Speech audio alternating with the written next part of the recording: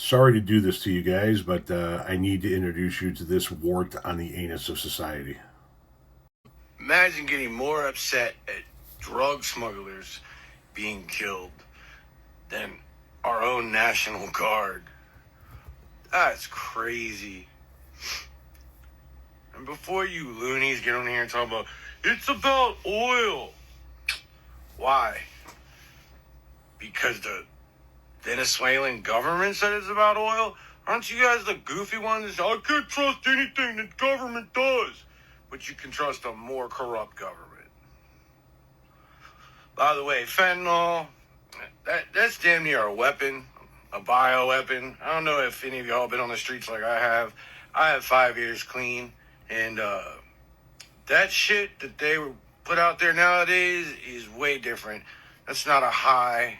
That's a whole experience, and an experience that some people don't live through. So go ahead with y'all's nonsense. Words don't hurt me, but wish y'all get some common sense up in you. Common sense, he says. Okay, so I guess let's take it step by step. Who's more upset by the boats being blown away than the National Guard troops? Why can't we be upset at both? Why can't we be upset at the fact that somebody took a gun and killed two national, or at least shot two National Guards, I believe one of them might still be alive, shot two National Guard troops in our nation's capital who shouldn't have been there to begin with? Why can't we be upset at that and at the fact that our government is currently engaged in what is essentially murder, since we're not at war with Venezuela, by just blowing away boats that it thinks contain drugs in it? That would be my first question. The second thing I would point out is you talk about drugs. You specifically said fentanyl, but drugs being a bioweapon, right? That this is a problem. You've experienced it yourself.